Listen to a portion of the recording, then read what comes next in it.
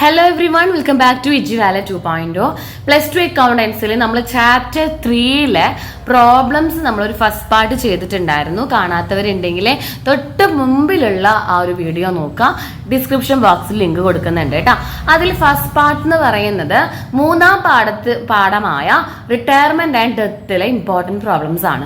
അതിൽ നമ്മൾ 5 ക്വസ്റ്റ്യൻസ് ആണ് പറഞ്ഞിരുന്നത്. Loan account, revaluation account, gaining ratio കണ്ടുപിടിക്കൽ, ജേണൽ എൻട്രി ആൻഡ് ഒരു 5 മാർക്കിന്റെ റിട്ടയറിംഗ് പാർട്ട്ണറുടെ ക്യാപിറ്റൽ അക്കൗണ്ടിന്റെ പ്രിപ്പറേഷൻ. അതിലെ ആ ഒരു വീഡിയോയിൽ നമ്മൾ 2 പ്രോബ്ലം ചെയ്തു. റിവാലുവേഷൻ അക്കൗണ്ട് നമ്മൾ സെപ്പറേറ്റ് ആയിട്ട് ഒരു പ്രോബ്ലം ചെയ്തിട്ടുണ്ട്. ജേണൽ എൻട്രിയുടെ വീഡിയോ നമ്മൾ വരും.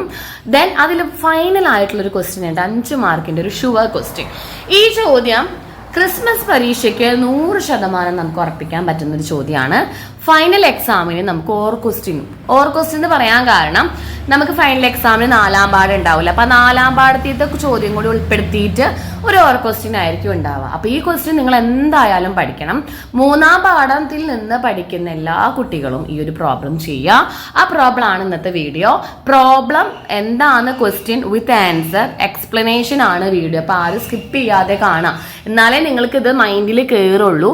1-2 കാര്യങ്ങൾ ശ്രദ്ധിച്ചാൽ മാത്രമേ നമുക്ക് ഈ പ്രോബ്ലം നല്ല രീതിയിൽ ചെയ്യാൻ പറ്റുള്ളൂ. കുറച്ചൊക്കെ ഒന്ന് കോംപ്ലിക്കേഷൻ ആണ്. അതായത് നമുക്ക് ക്വസ്റ്റ്യൻ വായിച്ചു കഴിഞ്ഞാൽ മനസ്സിലായാൽ മതി, വേറെ ഇഷ്യൂസ് ഒന്നുമില്ല. പിന്നെ 2-3 കാര്യങ്ങൾ ശ്രദ്ധിക്കേണ്ട എന്താണെന്ന് നമ്മൾ വീഡിയോയുടെ തുടക്കത്തിൽ തന്നെ പറയുന്നുണ്ട്. അപ്പോൾ നമുക്ക് വീഡിയോയിലേക്ക് കിടക്കാം. ആദ്യമായിട്ട് നിങ്ങൾ ആദ്യമായിട്ടാണ് ചാനൽ കാണുന്നത് എങ്കിൽ നിങ്ങൾ ആദ്യം എന്ത് ചെയ്യാവുന്ന സബ്സ്ക്രൈബ് ചെയ്ത് വെക്കുക. ഓക്കെ, അപ്പോൾ നമുക്ക് വീഡിയോയിലേക്ക് കിടക്കാം. അപ്പൊ നമ്മൾ പറഞ്ഞിരുന്നത് retiring or death partners capital account preparation ആണ്. റിട്ടയർ ചെയ്യുക, അതുപോലെ തന്നെ ഡെത്ത് സംഭവിക്കുക, ഇത് രണ്ടും ഒരു പാർട്ട്ണറെ സംബന്ധിച്ച്, ഒരു പാർട്ട്ണർഷിപ്പ് ഫേമിനെ സംബന്ധിച്ച് 3 പാർട്ട്നേഴ്സ് ആണെങ്കിൽ ഒരാൾക്ക് വരുന്ന നഷ്ടമാണ് അല്ലേ. ഇതെല്ലാവരും ബെയർ ചെയ്യേണ്ടി വരും. അപ്പൊ റിട്ടയർ ചെയ്യുകയാണെങ്കിലും ഡെത്ത് സംഭവിക്കുകയാണെങ്കിലും നമ്മൾ എന്ത് ചെയ്യണം? ഒരാൾ പിരിഞ്ഞു പോകുമ്പോൾ നമ്മൾക്ക് അയാൾക്ക് അവകാശപ്പെട്ട എല്ലാ കാശും കൊടുക്കണ്ടേ? അതേപോലെ ഇപ്പോൾ ഒരു A, B, C എന്ന് പറഞ്ഞ പാർട്ട്നേഴ്സിൽ C റിട്ടയർ ആവുമെങ്കിൽ Aയും Bയും ചേർന്ന് C ഇത്രയും കാലം കഷ്ടപ്പെട്ടതിൻ്റെ എല്ലാ ഷെയറുകളും കൊടുക്കേണ്ടി വരും.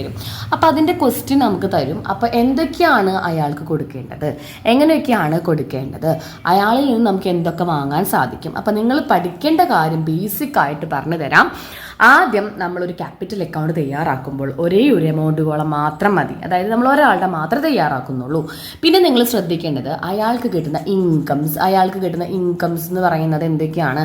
അയാളുടെ നമ്മുടെ കയ്യിൽ നിന്ന് പോകുന്നത് അയാളുടെ ഇൻകംസ് ആണ്. എക്സ്പെൻസസ് അയാളുടെ ഡെബിറ്റ് സൈഡിൽ നമ്മൾ എഴുതുന്നു, ഇത് ക്രെഡിറ്റ് സൈഡിൽ എഴുതുന്നു.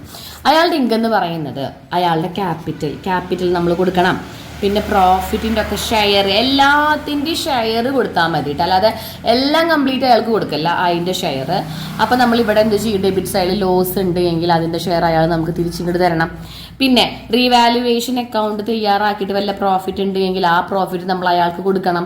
പിന്നെ അയാൾക്ക് ഗുഡ് വിൽ ഉണ്ട് അല്ലേ, ഗുഡ് വില്ലിൻ്റെ ഷെയർ നമ്മൾ അയാൾക്ക് കൊടുക്കണം. അതുപോലെ തന്നെ ഈ ഗുഡ് വില്ലിൻ്റെ ഷെയർ Aയും Bയും ഒക്കെ ചേർന്നിട്ടാണ് കൊടുക്കുക. ഓൾഡ് പാർട്ട്നേഴ്സ് അല്ലെങ്കിൽ കണ്ടിന്യൂയിങ് പാർട്ട്നേഴ്സ് ചേർന്നിട്ടാണ് കൊടുക്കുക. പിന്നീട് അയാൾക്ക് നമ്മൾ എന്തൊക്കെ കൊടുക്കാം? ഇൻട്രസ്റ്റ് ഓൺ ക്യാപിറ്റൽ, ഇതൊക്കെ അയാൾക്ക് നമ്മൾ കൊടുക്കേണ്ട ക്യാഷാണ്. ഇൻട്രസ്റ്റ് ഓൺ ക്യാപിറ്റൽ, ഇനി വല്ല സാലറി, കമ്മീഷൻ, എന്തെങ്കിലും അത് റെമ്യൂണറേഷൻ എക്സെട്ര എന്തെങ്കിലും ഉണ്ടെങ്കിൽ അയാൾക്ക് കൊടുക്കണം. ഇതൊക്കെ ക്രെഡിറ്റ് സൈഡിൽ എഴുതാം. ഡെബിറ്റ് സൈഡിൽ ഡ്രോയിങ്സ് ഉണ്ടെങ്കിൽ എഴുതാം, ലോസ് നഷ്ടങ്ങൾ ഉണ്ടെങ്കിൽ എഴുതാം, ഇൻട്രസ്റ്റ് ഓൺ ഡ്രോയിങ്സ്, ഇതൊക്കെയാണ് നമ്മൾ ഡെബിറ്റ് സൈഡിൽ എഴുതാം. എന്നിട്ട് ബാലൻസ് ചെയ്ത് ബാലൻസിങ് ഫിഗർ ആണ് നമ്മൾ ബാലൻസ് ചെയ്ത് കിട്ടുന്ന ബാലൻസിങ് ഫിഗർ ആണ് നമ്മൾ അയാൾക്ക് കൊടുക്കാനുള്ള എമൗണ്ട്. മനസ്സിലായോ? അയാൾക്ക് കൊടുക്കാനുള്ള എമൗണ്ട്. ഇത് ഇങ്ങനെയുണ്ട്. ഡയറക്റ്റ് ക്വസ്റ്റ്യനിൽ പ്രോഫിറ്റും റിവാലുവേഷൻ പ്രോഫിറ്റും ഡയറക്റ്റ് തരില്ല. നമ്മൾ ഒരു കാര്യം കൂടി ശ്രദ്ധിക്കാനായിട്ടുള്ളത്, ഡെത്ത് സംഭവിച്ചാലും റിട്ടയർ ചെയ്താലും അതിൽ നമുക്ക് എന്ത് തന്നിട്ടുണ്ടാവും? ക്വസ്റ്റ്യനിൽ ആ ഡേറ്റ് തന്നിട്ടുണ്ടാവും, ഏത് മാസമാണ്. ഇതാണ് നിങ്ങൾ ശ്രദ്ധിക്കേണ്ടത്. ഏത് മാസമാണ് അയാൾക്ക് ഡെത്ത് സംഭവിച്ചത്, ഏത് മാസമാണ് അയാൾ റിട്ടയർ ചെയ്തത്. അപ്പം അത്രയും മാസത്തെ അപ് ടു ദ ഡേറ്റ് വരെ കൊടുക്കേണ്ട കാര്യങ്ങളുണ്ട് ഇതിൽ. അയാളുടെ ഷെയർ വെച്ച് അപ് ടു ദ ഡേറ്റ് വരെ കൊടുക്കേണ്ട കാര്യങ്ങൾ. ഒന്ന് നമ്മുടെ ഷെയർ ഓഫ് പ്രോഫിറ്റിൻ്റെ share, salaries, interest on capital, ഇതൊക്കെ റീവാലുവേഷൻ പ്രോഫിറ്റൊക്കെ നമ്മൾ ഡയറക്റ്റ് അയാളുടെ ഷെയർ കൊടുക്കാം. അതേപോലെ ഇൻട്രസ്റ്റ് ഓൺ ഡ്രോയിങ്സ്, ഇതൊക്കെ നമ്മൾ അപ് ടു ദ ഡേറ്റ് വരെ നമ്മൾ കൊടുത്താൽ മതി. അപ് ടു ദ ഡേറ്റ് എന്ന് പറയുമ്പോൾ അയാൾ എത്ര മാസമാണോ കമ്പനിയിൽ ഉണ്ടായിരുന്നത് അത്രയും മാസത്തെ മാത്രം കണക്കാക്കാം. അല്ലാതെ നിങ്ങൾ ഡയറക്റ്റ് അയാളുടെ ഷെയർ ഇപ്പോൾ അയാൾക്ക് മാത്രം കൊടുത്താൽ മതിയല്ലോ, അപ്പം അയാളുടെ ഷെയർ കൊടുക്കാലോ, അങ്ങനെയല്ല. അയാളുടെ ഷെയറിൻ്റെ എത്ര മാസം അയാൾ കമ്പനിയിൽ ഉണ്ടായിരുന്നു, ഈ ഒരു കാര്യം ശ്രദ്ധിച്ചാൽ മാത്രം മതി നമുക്ക് പ്രോബ്ലം ചെയ്യാം. അപ്പം നമുക്ക് പിന്നെ വേറൊരു കാര്യം, ഈ ഗുഡ് വിൽ എന്ന് പറയണതും അതുപോലെ തന്നെ ഈ പ്രോഫിറ്റൊക്കെ ഡയറക്റ്റ് നമുക്ക് ക്വസ്റ്റ്യനിൽ തരില്ല, നമ്മളത് കണ്ടുപിടിക്കേണ്ടി വരും. ഓക്കെ, അപ്പം നമുക്കൊരു ചോദ്യം, അത്യാവശ്യം നല്ലൊരു ലെങ്തി ക്വസ്റ്റ്യൻ എടുത്തിട്ടുണ്ട് മിസ്, ഒരുവിധം എല്ലാം അതിൽ ഇൻക്ലൂഡഡ് ആണ്. അപ്പം നമുക്കത് ഇൻക്ലൂഡ് ചെയ്തിട്ടുള്ള ആ ചോദ്യം ചെയ്ത് കഴിഞ്ഞാൽ നിങ്ങൾക്ക് നല്ലപോലെ മനസ്സിലാവും. ഏറ്റവും ആദ്യം ശ്രദ്ധിക്കേണ്ടത് ക്വസ്റ്റ്യൻ നന്നായി വായിക്കുക എന്നുള്ളതാണ്. അപ്പം നമുക്ക് ആദ്യം ആ ചോദ്യം നോക്കാം. മിസ് ഇവിടെ ചോദ്യം എഴുതിയിരിക്കുകയാണ് കേട്ടോ. ഇത് 5 മാർക്കിന്റെ ക്വസ്റ്റ്യൻ ആണ്. Neha, Sona, Mehar are partners in a firm sharing profit in the ratio of 5:3:2. ഇത് നമുക്ക് ആവശ്യമുള്ളതാണ്. Their balance sheet as on 31st March 2023. ഇത് നമുക്ക് ആവശ്യമുള്ളതാണ്. ഇത് എന്തിനാണെന്നറിയോ? അക്കൗണ്ടിങ് ഇയർ ക്ലോസ് ചെയ്യുന്നത് മാർച്ചിലാണ്. നമുക്ക് ആവശ്യമുണ്ട്, മനസ്സിലെടുത്ത് വെക്കാം. ഇനി machinery, furniture, building, investment, debtors, cash and creditors, reserve. ഇത് നമുക്ക് ആവശ്യമാണ്. കാരണം എന്താണെന്നറിയോ? ഈ റിസർവ് ഒക്കെ നമ്മൾ പാർട്ട്നേഴ്സിന് വിധിച്ചു കൊടുക്കുന്ന ഐറ്റാണ്. Reserve, P&L account. ഇവിടെ P&L അക്കൗണ്ട് ആണെങ്കിൽ അത് ലോസ് ആണ്, ഇവിടെ P&L അക്കൗണ്ട് ആണെങ്കിൽ അത് ലാഭമാണ്. അതൊക്കെ നമ്മൾ പാർട്ട്നേഴ്സിന് കൊടുക്കേണ്ടതാണ്. നേഹ, സോന, മെഹറിനൊക്കെ ക്യാപിറ്റൽ തന്നിട്ടുണ്ട്. ഇനി നെക്സ്റ്റ് ക്വസ്റ്റ്യൻ ആണ് എന്താണ്, അതിന്റെ അഡ്ജസ്റ്റ്മെന്റ് ആയിട്ട് നമുക്ക് കിടക്കാം. അഡ്ജസ്റ്റ്മെന്റിൽ പറഞ്ഞിരിക്കുന്നത് Neha dead on 1st July 2023. ഈ ഡേറ്റ് നമുക്ക് വളരെ ആവശ്യമാണ്. His legal hairs entitled the following. Neha മരിച്ചുപോയി 1st ജൂലൈയിൽ. നേഹയുടെ ലീഗൽ ഹെയർസ് എന്ന് പറയുമ്പോൾ എന്താണ്? നേഹയുടെ അനന്തരാവകാശികൾ, അവർക്ക് അവകാശപ്പെട്ട കാര്യങ്ങളൊക്കെയാണ് ഈ ബാക്കിൽ കൊടുത്തിരിക്കുന്നത്. എന്തൊക്കെയാണ്? Her capital, share of profit up to the date of death calculated on the basis of previous year profit. അയാളുടെ ക്യാപിറ്റല് ആ വ്യക്തിക്ക് പ്രോഫിറ്റ് അവകാശമുണ്ട്. ആ ഡേറ്റ് വരെ, മരിച്ച ആ ഡേറ്റ് വരെ അവകാശമുള്ളൂ. On the basis of previous year profit, കഴിഞ്ഞ വർഷത്തെ പ്രോഫിറ്റ് വെച്ചിട്ടാണ് നമ്മളത് കൊടുക്കുന്നത്. കാരണം ഈ വർഷത്തെ പ്രോഫിറ്റ് എത്ര നമുക്കറിയില്ല, അപ്പോഴേക്കും ആൾ മരിച്ചു പോയല്ലോ. ഗുഡ് വില്ലിന്റെ ഷെയർ കൊടുക്കാനുണ്ട്. പക്ഷേ ഗുഡ് വില്ലിന്റെ ഷെയർ ആ 2.5 years of purchase of average profit of. എന്താ അതിന്റെ അർത്ഥം? ഈ വലിയ സെന്റൻസ് ഒക്കെ തന്നാലാണ് നിങ്ങൾക്ക് ചെറിയ കോംപ്ലിക്കേഷൻ. ഗുഡ് വില്ലിന്റെ ഷെയർ അവൾക്ക് കൊടുക്കണം, പക്ഷേ ഗുഡ് വിൽ എത്രയാണ് നമ്മളോട് പറഞ്ഞിട്ടില്ല. അതെങ്ങനെ കണ്ടുപിടിക്കാൻ നമ്മളോട് പറഞ്ഞിട്ടുണ്ട്. എങ്ങനെ കണ്ടുപിടിക്കാന്ന് പറഞ്ഞേക്കുന്നത്? 2.5 years of purchase of average profit. അപ്പൊ ഗുഡ് വിൽ എങ്ങനെ നമ്മളോട് കണ്ടുപിടിക്കേണ്ട? ആവറേജ് പ്രോഫിറ്റിന്റെ ബേസിലാണ്, ഇൻറ്റു ഇയേഴ്സ് ഓഫ് പർച്ചേസ്. നമ്മൾ 2nd chapterൽ പഠിച്ചിട്ടുണ്ടായിരുന്നു ഗുഡ് വില്ലിന്റെ calculation on the basis of average profit. Average profit എങ്ങനെ കിട്ടാം? Total profit divided by number of years ചെയ്ത് കഴിഞ്ഞാൽ ആവറേജ് പ്രോഫിറ്റ് കിട്ടി. അതേ ഇൻറ്റു 2.5 years ഓഫ് പർച്ചേസ്. അപ്പം നിങ്ങൾക്ക് ക്വസ്റ്റ്യനിൽ 2.5 ആണ് പറഞ്ഞത് എങ്കിൽ നിങ്ങൾ അതിനെ 2.5ലേക്ക് ഇങ്ങനെ എഴുതിക്കോളൂ കേട്ടോ. എങ്കിലും നമുക്ക് കാൽക്കുലേറ്റ് ചെയ്യാൻ പറ്റുള്ളൂ. സാധാരണ 2 years of purchase, 3 years of purchase എന്നൊക്കെ വരാം. മിസ് ആദ്യമേ ക്വസ്റ്റ്യൻ പറയുമ്പോൾ ഉണ്ടായിരുന്നു ചെറിയ രീതിയിലുള്ള കോംപ്ലിക്കേഷൻസ് ഉണ്ട്. ചില കുട്ടികൾ 2.5 കണ്ടു കഴിഞ്ഞാൽ എങ്ങനെ ചെയ്യാനറിയില്ല. അപ്പോൾ 2.5 എന്ന് കണ്ടാലും ചെയ്യാനറിയില്ല. അപ്പോൾ നിങ്ങൾ എന്ത് ചെയ്യുക? അതിനെ 2.5ലേക്ക് മാറ്റി ഗുഡ് വിൽ കണ്ടുപിടിക്കുക. ഈ ഗുഡ് വില്ലിന്റെ ഷെയർ ആർക്ക് അവകാശം ഉണ്ടെന്നാണ് പറയണേ? മരിച്ചുപോയ നേഹയ്ക്ക് കൊടുക്കണം. അപ്പം നമ്മൾ ഗുഡ് വില് കണ്ടുപിടിച്ചേ പറ്റൂ. കണ്ടുപിടിച്ചിട്ട് അതിൻ്റെ ഒരു ഷെയർ എന്തായാലും ആൾക്ക് കൊടുത്തേ പറ്റൂ. പിന്നെ share of revaluation of profit of 7,750, അതായത് റീവാലുവേഷൻ്റെ പ്രോഫിറ്റ് തന്നിട്ടുണ്ട്, അതും അയാൾക്ക് അവകാശപ്പെട്ടതാണ്. ഇൻട്രസ്റ്റ് ഓൺ ക്യാപിറ്റൽ കൊടുക്കാനുണ്ട് 6%. നമ്മളോട് പറഞ്ഞിരിക്കുന്നത് prepare Neha's capital and calculate the amount due to her executor. എത്ര രൂപ നേഹയ്ക്ക് കൊടുക്കാനുണ്ട്, നേഹയുടെ എക്സിക്യൂട്ടർക്ക് കൊടുക്കാനുണ്ട്. അപ്പോൾ നമ്മൾ 2-3 കാര്യങ്ങൾ, ഇപ്പോൾ ക്വസ്റ്റ്യൻ വായിച്ച് മനസ്സിലായെന്ന് വിചാരിക്കുന്നു. നമ്മൾ 2-3 കാര്യങ്ങൾ ആദ്യം കണ്ടുപിടിക്കുക. എന്നാണ് നേഹ മരിച്ചത്? 1st ജൂലൈയിലെ. എന്നാണ് ബുക്സ് ഓഫ് അക്കൗണ്ട്സ് ക്ലോസ് ചെയ്യുന്നത്? മാർച്ചിൽ. മാർച്ച് കഴിഞ്ഞിട്ട് ജൂലൈ വരെ, ജൂലൈ 1ാം തീയതി വരെ എത്ര മന്ത് നേഹ നമ്മുടെ കമ്പനിയിൽ വർക്ക് ചെയ്തു? March 31st books of account close ചെയ്ത് 1st ജൂലൈ വരെ. ഇത് നമുക്ക് ആവശ്യമാണ്. മാർച്ച് കഴിഞ്ഞു കേട്ടോ, April, May, June, July 1st മരിച്ചു. അപ്പോൾ 3 മാസം നേഹ ഉണ്ടായിരുന്നു. അപ്പോൾ ഈ 3 മാസത്തെ കണക്ക് വെച്ചിട്ട് വേണം നമ്മൾ എന്തൊക്കെ കൊടുക്കാനായിട്ട്? പ്രോഫിറ്റ് 3 മാസത്തെ കണക്ക് വെച്ച് കൊടുത്താൽ മതി. ഇൻട്രസ്റ്റ് ഓൺ ക്യാപിറ്റൽ 3 മാസത്തെ കണക്കിൽ കൊടുത്താൽ മതി. ദെൻ സാലറി എന്തെങ്കിലും ഉണ്ടെങ്കിൽ 3 മാസത്തെ കണക്കിന് കൊടുത്താൽ മതി. ഇതിൽ സാലറി ഒന്നും ഇല്ല. ഇനി നേഹയുടെ ഷെയർ നമ്മൾക്ക് കാണണം. 5:3:2 ആണ്. നേഹ ഫസ്റ്റ് പേഴ്സൺ ആണ്. 5:3:2. അപ്പൊ നേഹയുടെ ഷെയർ എത്രയാന്ന് കിട്ടി നമുക്ക്? 5/10 ആണ് നമുക്ക് കിട്ടി. ഇതും നമുക്ക് ആവശ്യമുള്ളതാണ്, ഇതും നമുക്ക് ക്വസ്റ്റ്യൻ ചെയ്യാൻ ആവശ്യമുള്ളതാണ്. ഓക്കെ, ഇത്രയും കാര്യങ്ങൾ നിങ്ങളൊരു ക്വസ്റ്റ്യൻ വായിച്ചു കഴിഞ്ഞാൽ ആദ്യം നിങ്ങൾ സെറ്റാക്കി വെക്കുക. സൈഡിൽ എങ്ങനെ എഴുതി വെക്കേ, ഒരു വർക്കിംഗ് നോട്ട് ചെയ്തോളൂ, ഒരു പ്രശ്നമല്ല കേട്ടോ. ഒരു വർക്കിംഗ് നോട്ട് നിങ്ങൾ സൈഡിൽ എങ്ങനെ ചെയ്യുക, കാരണം നമുക്ക് ഇത് ഗുഡ് വില്ലൊക്കെ കണ്ടുപിടിക്കേണ്ടതായിട്ടുണ്ട്. അപ്പോൾ ഗുഡ് വില്ലൊക്കെ കണ്ടുപിടിക്കണമെങ്കിൽ നിങ്ങൾ എന്ത് ചെയ്യും? ഒരു വർക്കിംഗ് നോട്ട് സ്പെസിഫൈ ചെയ്ത് വെക്കാം. ഇനി നമ്മൾ എന്ത് ചെയ്യാം? നമ്മുടെ സ്നേഹയുടെ ക്യാപിറ്റൽ അക്കൗണ്ട് ഒന്ന് വരച്ചിട്ട് നമുക്ക് ചെയ്യാം. നമ്മളിപ്പോൾ ഒരു ക്യാപിറ്റൽ അക്കൗണ്ട് ജസ്റ്റ് 1 എമൗണ്ടുകളും വെച്ചിട്ട് ഒരു ക്യാപിറ്റൽ അക്കൗണ്ട് വരച്ചു. ഹെഡിങ് കൊടുക്കുക നേഹാസ് ക്യാപിറ്റൽ അക്കൗണ്ട്. നേഹ മരിച്ചു, എന്നാലും നേഹയുടെ ക്യാപിറ്റൽ അക്കൗണ്ട് ചെയ്താലാണ് നമുക്ക് എന്ത് കിട്ടുള്ളൂ? ഈ നേഹയ്ക്ക് എത്ര എമൗണ്ട് നമ്മൾ കൊടുക്കാനുണ്ട് നമുക്ക് കിട്ടുള്ളൂ. അപ്പോൾ നമ്മൾ ഇത് ചെയ്ത് തുടങ്ങാനായിട്ട് നമ്മൾ ആദ്യം ക്വസ്റ്റ്യൻ എടുക്കുക. ക്വസ്റ്റ്യൻ എടുത്തു കഴിഞ്ഞിട്ട് നിങ്ങൾ ചെയ്യേണ്ടത് നേഹയുടെ ഷെയർ ഒക്കെ നോക്കാം.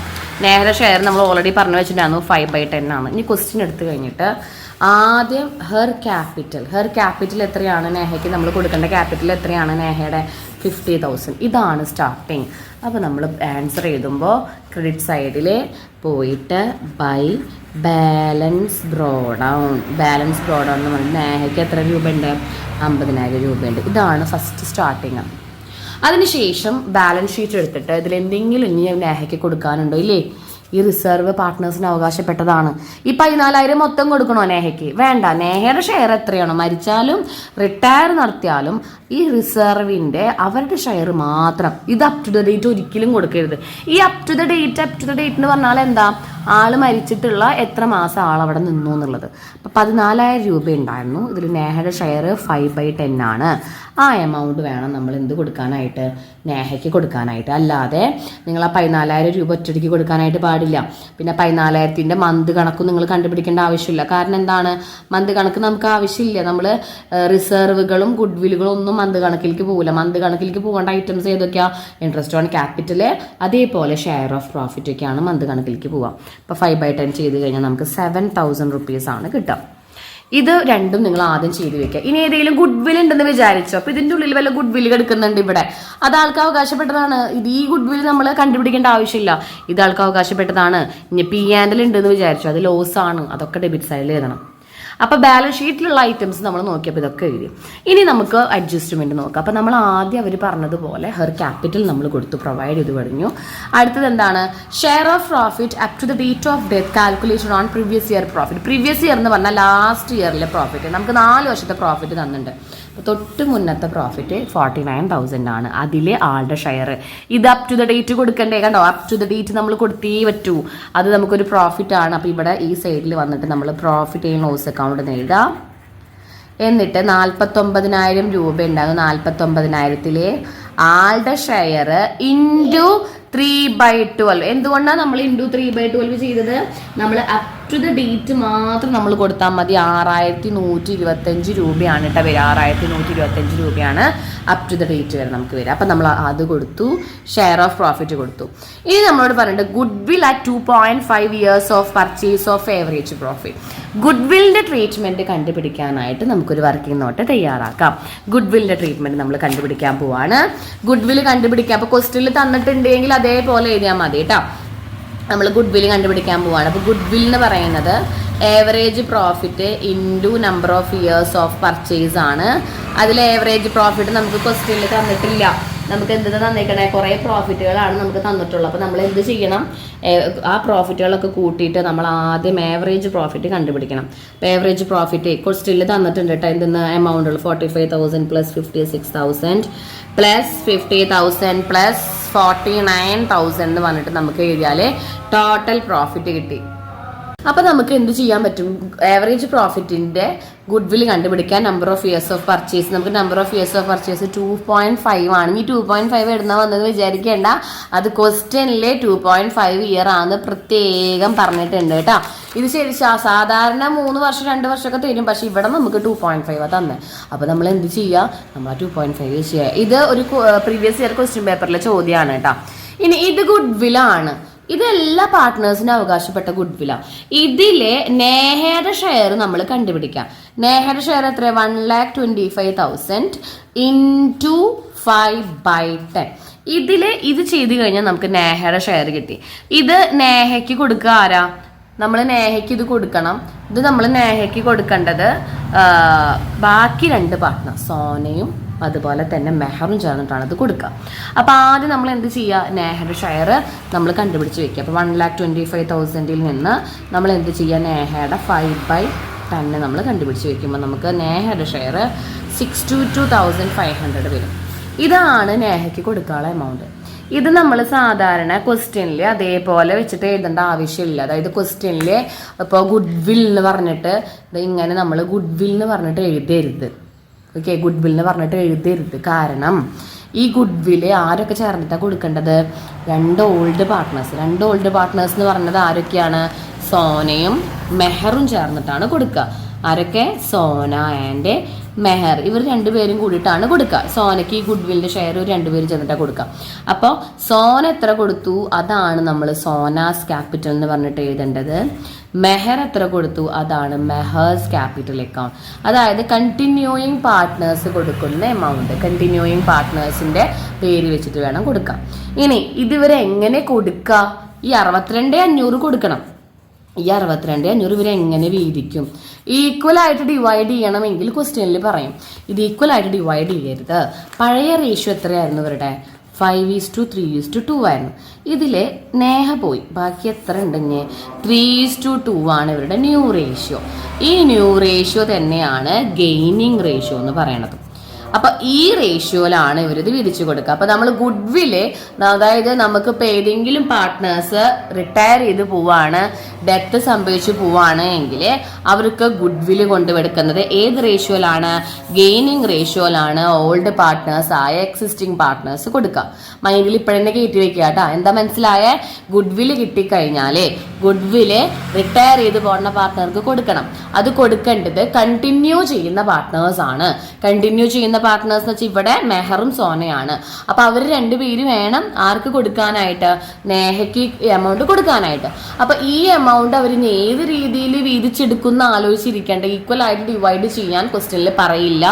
പറഞ്ഞു കഴിഞ്ഞാൽ മാത്രം ഈക്വൽ ഡിവൈഡ് ചെയ്യുക. അല്ലെങ്കിൽ നമ്മൾ ഇതേപോലെ new ratio will be equal to gaining ratio, ഈ റേഷ്യോയിൽ വേണം കാണാൻ. അപ്പൊ നമ്മൾ ഈ റേഷ്യോയിൽ കാണുമ്പോൾ സോനയ്ക്ക് എത്ര എമൗണ്ടാ വരിക? സോന നേഹയ്ക്ക് കൊടുക്കാനുള്ള 62,500ന്റെ 3/5 ഭാഗം കൊടുത്തു. അപ്പം 37,500 വരും. അതേപോലെ മെഹർ എന്ത് ചെയ്തു? സോനയ്ക്ക് കൊടുക്കാനുള്ള എമൗണ്ടിന്റെ 2/5 ഭാഗം മെഹറും കൊടുത്തു. അപ്പം 62,500 ഇൻറ്റു, നിങ്ങൾ കാൽക്കുലേറ്റർ കൊടുത്ത് നോക്കാട്ടോ, 2/5 എത്ര കൊടുത്തു? 25,000 രൂപ ആര് കൊടുത്തു? ഇങ്ങനെയാണ് നമ്മൾ ഗുഡ്വിൽ എഴുതാം. ഇനി ഈ എമൗണ്ട് എങ്ങനെയാണ് വന്നേ മിസ്സേ എന്ന് ആദ്യമായിട്ട് കേൾക്കുന്നവരുണ്ടെങ്കിൽ ഒന്നും കൂടി ജസ്റ്റ് പറഞ്ഞുതരാം. ഗുഡ്വില് ക്വസ്റ്റ്യനിൽ തന്നിട്ടില്ല എങ്കിൽ നമ്മൾ കണ്ടുപിടിക്കണം. ക്വസ്റ്റ്യനിൽ തന്നിട്ടില്ല എങ്കിൽ ഗുഡ്വില് കണ്ടുപിടിക്കണം. ഗുഡ്വിൽ ആവറേജ് പ്രോഫിറ്റ് വഴി കണ്ടുപിടിക്കുക. Average profit into number of years of purchase. Average profit total profit divided by number of years. അങ്ങനെ നമുക്ക് ഗുഡ്വില് കിട്ടി. ആ ഗുഡ്വില് എല്ലാ പാർട്ട്നേഴ്സിനും അവകാശപ്പെട്ടതാണ്. അതിൽ നമ്മൾ റിട്ടയർ ചെയ്ത് പോകുന്ന പാർട്ട്ണറുടെ ഷെയർ നമ്മൾ കണ്ടുപിടിച്ചു. ഈ ഷെയർ നമ്മൾ ഗുഡ്വിൽ എന്ന് പറഞ്ഞിട്ട് ഡയറക്റ്റ് എഴുതാനായിട്ട് പാടില്ല. പകരം അതെന്താണ്?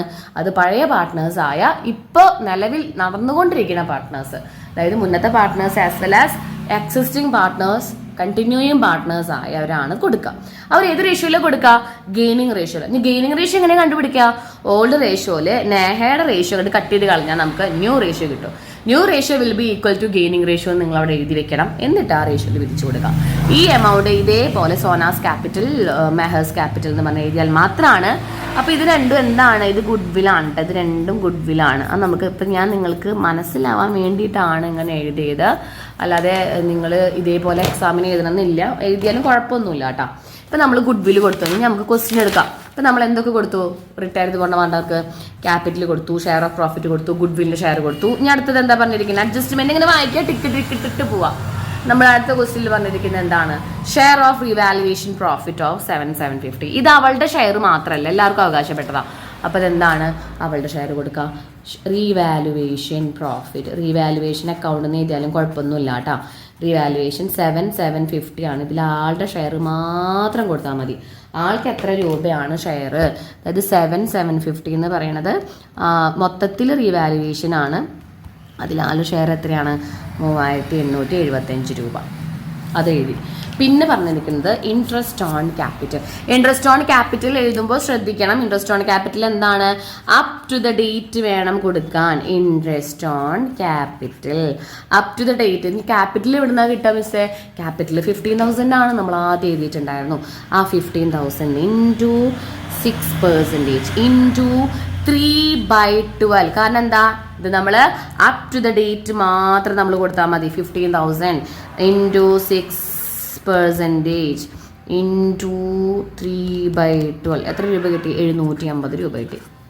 അപ്പോൾ നമ്മൾ അഡ്ജസ്റ്റ്മെൻറ്റിലെല്ലാം കൊടുത്തു കണ്ടോ, റിസർവ്, ക്യാപിറ്റല്, പ്രോഫിറ്റിൻ്റെ ഷെയർ, സോനയുടെ മെഹറും കൂടി കൊടുത്ത ഗുഡ്വില്, അതേപോലെ തന്നെ മെഹറിൻ്റെ ക്യാപിറ്റലും സോനയുടെ ഗുഡ്വില്, റീവാലുവേഷൻ്റെ പ്രോഫിറ്റ്, ഇൻട്രസ്റ്റ് ഓൺ ക്യാപിറ്റൽ, അതെല്ലാം നമ്മൾ കൊടുത്തു കഴിഞ്ഞു. ഇനി ക്വസ്റ്റ്യനിൽ ഒന്നും കൊടുക്കാനില്ല. ഇനി നമ്മളിത് എന്ത് ചെയ്യുക, ബാലൻസ് ചെയ്യുക. ബാലൻസ് ചെയ്യുമ്പോൾ ശ്രദ്ധിക്കേണ്ട കാര്യം എന്താണെന്ന് വെച്ചാൽ, നമ്മൾ ബാലൻസ് ചെയ്യുമ്പോൾ കുറച്ചൊന്ന് സ്പേസ് ഒക്കെ വിട്ട് കഴിഞ്ഞിട്ട് നമ്മൾ ബാലൻസ് ചെയ്താൽ മതി. ബാലൻസ് ചെയ്യുമ്പോൾ ശ്രദ്ധിക്കുക, ഇവിടെ ഞാൻ എമൗണ്ട് വന്നില്ലെങ്കിൽ എങ്ങനെയാണ് മിസ് ബാലൻസ് ചെയ്യാമെന്ന് സംശയമുള്ള കുട്ടികളുണ്ട്. അവർക്ക് വേണ്ടിയിട്ടാണ് പറയുന്നത്. ഇവിടെ 0 എന്ന് വിചാരിക്കുക നിങ്ങൾ. എന്നിട്ട് ഈ സൈഡ് കംപ്ലീറ്റ് നമ്മൾ ആഡ് ചെയ്ത് വെക്കുക. അത് തന്നെയായിരിക്കും എല്ലായിടത്തും എമൗണ്ട് വരും. 50,000 plus 7,000 plus 6,125 plus 37,500 plus 25,000 miss add ചെയ്യാണ്. 25,000 plus 3,875 plus 750 that's equal to 130,250 വരും നമുക്ക് എമൗണ്ട്. അത് നമ്മളിവിടെ എഴുതി 130,250 വരും. ഡബിൾ ലൈൻ വരയ്ക്കുക. എന്നിട്ട് ഇവിടെ 130,250 ഇതാണ് എക്സിക്യൂട്ടേഴ്സിന് നമ്മൾ കൊടുക്കുക. എക്സിക്യൂട്ടേഴ്സ് അക്കൗണ്ട് ബാലൻസിങ് ഫിഗർ എന്നൊക്കെ എഴുതി ക്വസ്റ്റ്യൻ അവസാനിപ്പിക്കാം. അപ്പോൾ നമ്മൾ നെഹയുടെ എക്സിക്യൂട്ടേഴ്സിന് എത്ര കൊടുക്കണം. ഇനി ഈ സൈഡിൽ എന്തെങ്കിലും വരുമോ എന്ന് സംശയമുള്ള കുട്ടികളുണ്ട്. ഈ സൈഡിൽ വരുന്ന കാര്യങ്ങൾ പറഞ്ഞുതരാം. ഡ്രോയിങ്സ് ഉണ്ട് എങ്കിൽ ഡ്രോയിങ്സ് വരും. ഈ സൈഡിൽ ഡ്രോയിങ്സ് വരും. അതേപോലെ ഇൻട്രസ്റ്റ് ഓൺ ഡ്രോയിങ്സ് ഉണ്ട് എങ്കിൽ നമ്മൾ ഇൻട്രസ്റ്റ് ഓൺ ഡ്രോയിങ്സ് നമ്മൾ എഴുതണം.